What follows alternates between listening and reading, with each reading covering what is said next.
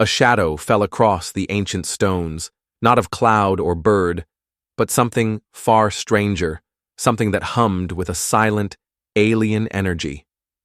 For centuries, Stonehenge has stood sentinel on the Salisbury Plain, a prehistoric monument shrouded in mystery. Who built it? Why? The conventional answers speak of ancient rituals, astronomical alignments, a connection to the cycles of life and death. But what if the truth is far more extraterrestrial? What if this iconic circle of sarsen stones and bluestones was not erected by human hands alone, but served a purpose we can barely begin to comprehend? Imagine a time long before recorded history, when the skies might have held more than just stars, a time when beings from other worlds could have walked among us, their technology indistinguishable from magic. Could Stonehenge, with its precise alignments and immense scale, be a relic of such an encounter, a beacon, a landing site, or something else entirely? The whispers of ancient astronauts echo through the ages, dismissed by mainstream science, yet stubbornly refusing to fade. Today, we delve into those whispers, exploring the possibility that the most famous prehistoric monument in the world holds a secret that could rewrite our understanding of human history and our place in the cosmos. The Salisbury Plain is a lonely expanse of ancient chalk downland, where the wind whispers secrets across the grassy fields.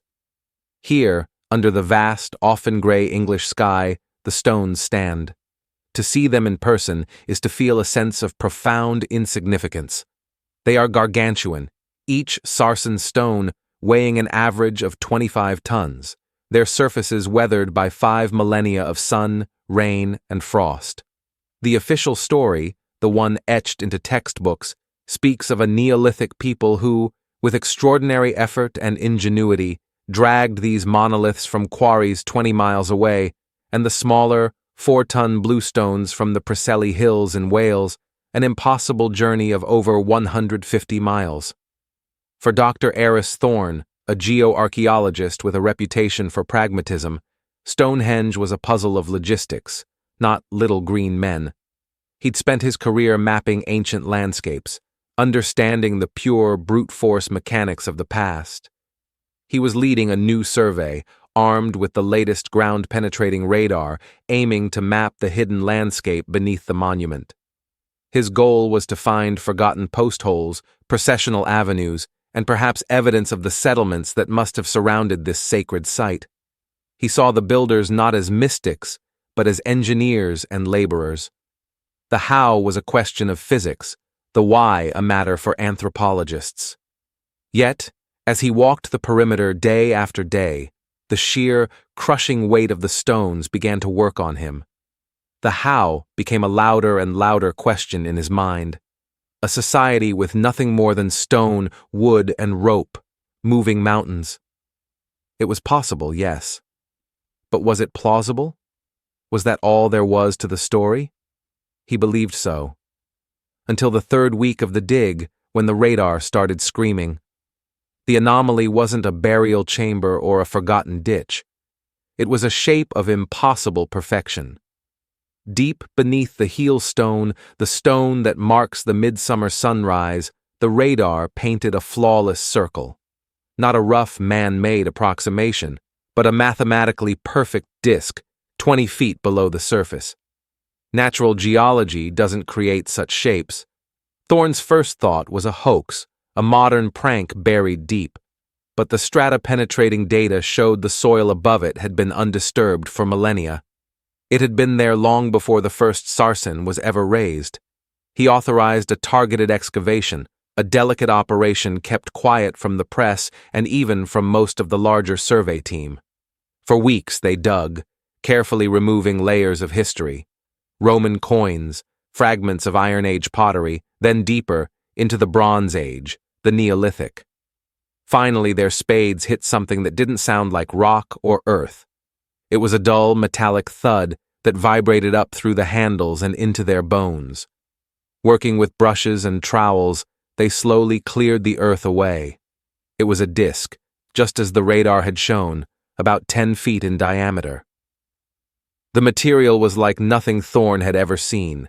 It was a deep, matte black that seemed to drink the light, with no seams, no rivets, no sign of construction. And it was cold, unnaturally so, humming with a barely perceptible vibration. As they cleared the last of the soil from its surface, they saw the etchings, concentric rings of symbols spiraling towards the center. They were not hieroglyphs, not cuneiform, not any pictograph known to man. They were elegant, complex, and utterly alien, a language of pure geometry and light, some of which seemed to shift and shimmer as if still active. Thorne ran his gloved hand over them, his scientific certainty dissolving into a profound, terrifying awe. This artifact wasn't human, and it had been sleeping under Stonehenge since before the dawn of civilization. They decided to wait. The summer solstice was just 2 days away. For millennia, the rising sun on that day had pierced the heart of the monument, aligning perfectly with the heel stone. If this artifact was connected to the stones, the solstice had to be the key. They set up cameras, sensors, every diagnostic tool they had, working under the cover of darkness. As the dawn of the longest day broke, a hushed anticipation fell over Thorne and his small, trusted team in the excavation pit. The first rays of sunlight crept over the horizon, a sliver of gold that struck the tip of the heel stone. A beam of pure, warm light lanced down, striking the center of the black disk. For a moment, nothing happened.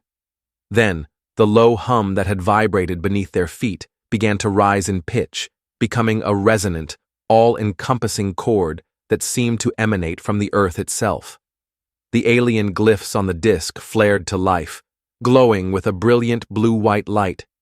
They began to spin, slowly at first, then faster and faster until they blurred into solid rings of light. A column of energy, thick as a tree trunk and shimmering with motes of data, erupted from the center of the disk, shooting straight up into the morning sky. It didn't illuminate the clouds, it projected onto them. The sky became a celestial map. Constellations Thorne had never seen, twin suns, gas giants with intricate ring systems, and a glowing, pulsating line that traced a path across unimaginable voids of space. A path that ended with a single, familiar-looking blue dot. Earth. It was a map, a logbook, a declaration of arrival. The stones of Stonehenge themselves began to react. The smaller blue stones, the ones from the Preseli Hills, vibrated in harmony with the artifact, glowing with a faint inner luminescence. They weren't just stone, they were tuners, amplifiers, components in a machine whose purpose was now terrifyingly clear. Stonehenge wasn't a temple, it was a beacon, and it had just been switched on. A young geologist on Thorne's team, captivated, stepped closer to the column of light, reaching out a hand as if in a trance.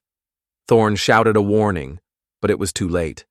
The moment his fingers touched the shimmering energy, he didn't scream. He simply dissolved, his body breaking apart into a billion points of light that were drawn up into the beam. The projection in the sky flared, the hum rose to a deafening shriek, and then, silence. The light vanished. The disk was black and cold once more. The sun continued its climb into the sky as if nothing had happened. But a man was gone, and Aris Thorne was left staring into an empty space, his entire understanding of the universe shattered into a million pieces. The authorities were told it was a tragic accident, a collapse in an unstable section of the excavation pit, a story of shifting earth, plausible and mundane.